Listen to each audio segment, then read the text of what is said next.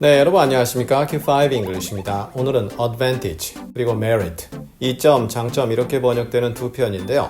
이 두 단어의 차이를 자세히 나누어 보도록 하겠습니다.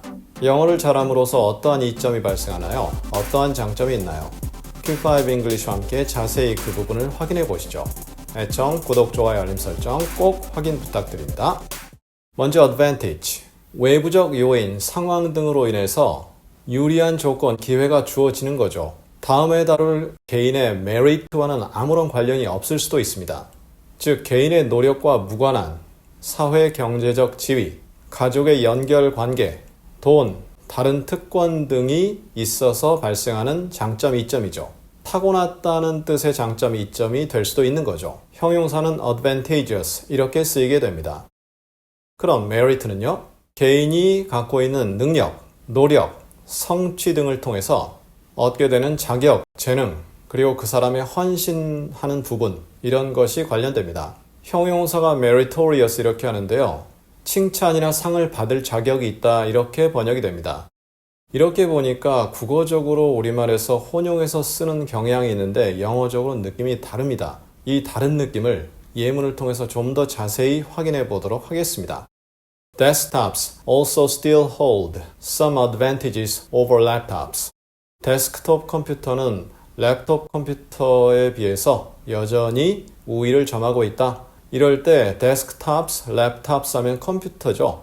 책상 위에 얹어놓는 것, 랩은 무릎이죠. 정확히는 허벅지입니다. 허벅지 위에 올려놓고 쓴다. 이게 원래 기능이잖아요. 좌우간, over라는 것은 우위가 있다, 이점이 있다, 이럴 때 쓰는 전치사입니다. 그래서 여전히 장점이 있다. 그렇죠. 개인적으로 저는 둘 다 쓰는데 데스크톱을 좀 많이 쓰는 것 같아요. 사람에 따라 다르겠지만요. Being an American is a big advantage. 미국인이라는 것은 큰 장점이다. 그렇죠. 제가 과거 미국인을 많이 알고 있었던 시절에 걔들과 농담을 했는데 니들 참 좋겠다. 어디 가나 영어 강사할 수 있어서. 물론 그들이 어떻게 그걸 받아들이는지는 모르겠습니다만 그것은 하나의 사실이거든요. 그래서 큰 이점이 있다, 장점이 있다. 첫 번째, 두 번째 문장 보니까 advantage가 셀 수 있구나 이렇게 느낌을 가질 수 있죠. 문장을 통해서 자꾸 익히시면서 이렇게 셀 수 있구나 확인해 보시는 것이 가장 빠른 우리만의 학습 방법 아닌가 생각이 듭니다.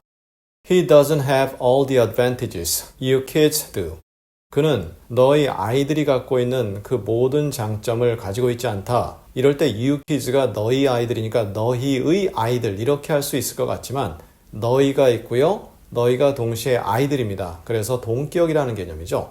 너희 아이들, 아이들이 있는데 너희 아이들이 갖고 있는 그 모든 장점이 없다. 혼동되시면 그냥 kids를 빼든가 아니면 you를 빼든가 둘 중에 하나만 하셔도 되죠. 그럼 아이들이 갖고 있는 장점이라는 게 뭡니까? 예를 들어 돈이 많아서 컴퓨터를 갖고 있다든가 게임기를 갖고 있다든가 그런 모든 장점들 없다는 내용이 되겠죠. 앞뒤 문맥이 좀 더 주어져야 되겠죠. There are also people with relative merit. 상대적인 이점, 장점을 갖고 있는 사람들이 있다. 이럴 때 merit 국어로 번역은 똑같습니다. 하지만 노력, 개인의 어떤 역량, 능력, 재능 이런 걸 통해서 얻게 되는 그러한 장점 같은 느낌이죠. 그러면 태생적으로 뭔가 얻고 태어난 사람도 있다. 이렇게 느낌이 올 수 있습니다. You may qualify for a merit-based scholarship. 너는 qualify for, 자격을 갖출 수 있다 이거죠. may니까 그럴 수 있다 이런 느낌인데요. 저희 과거 강의에서 may와 might를 비교한 바 있습니다. 링크를 통해 확인해 주시고요. merit based 한다 그러면 그 사람이 장학금을 받게 된다면 결국 성적 장학금일 가능성이 높습니다. 그 사람이 노력해서 얻게 된 성적에 기반한 장학금 이렇게 되죠. 만약 회사에서 승진을 했다 그러면 뭡니까? 노력해서 성과를 얻게 된 merit based 이렇게 표현할 수 있는 거죠. 그리고 이 경우 자세히 쳐다보니까 a scholarship 이런 식으로 a가 scholarship에 붙지 merit에 붙는 것이 아니죠. 따라서 merit는 셀 수 없는 명사일 가능성이 높죠. The test prevents poor students from advancing without merit. 이 테스트는 막는다 이거죠. 가난한 학생들이 from advancing 하는 것을 앞으로 진전하는 것을 저희 과거 강의에서 이 부분 이미 다룬 바 있거든요. 링크 통해 확인해 주시고요. 그럼 without merit, 어떤 장점 없이 이럴 때 학생이라는 건 결국 실력 향상이라든가 그런 부분이 없이 전진한다? 앞뒤 내용이 있어야 되겠죠. 예를 들어 학년이 하나 올라간다든가 월반을 한다든가 등등 여러 가지 내용이 있을 수 있겠죠. 그것을 막는다, 못하게 한다. 그러니까 시험을 보면 확실히 드러난다. 그래서 능력 떨어지는 학생들은 진급이 안 된다. 다음 반으로 못 간다. 이러한 느낌이 전달되는 거죠. 자, 이렇게 해서 오늘 advantage와 merit 두 편을 다루어 보았습니다. 사실 다른 단어죠. 국어상 번역이 동일하기 때문에 동의어로 묶었지만 의미가 애초부터 다르다. 이렇게 확인해 보시고요. 반복을 통해서 완전히 여러분의 표현으로 익혀주시길 부탁드립니다.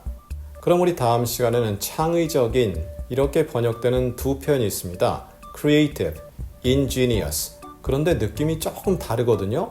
어떻게 다른지 다음 시간에 자세히 여러분과 하나하나씩 나누어 보도록 하겠습니다. 감사합니다.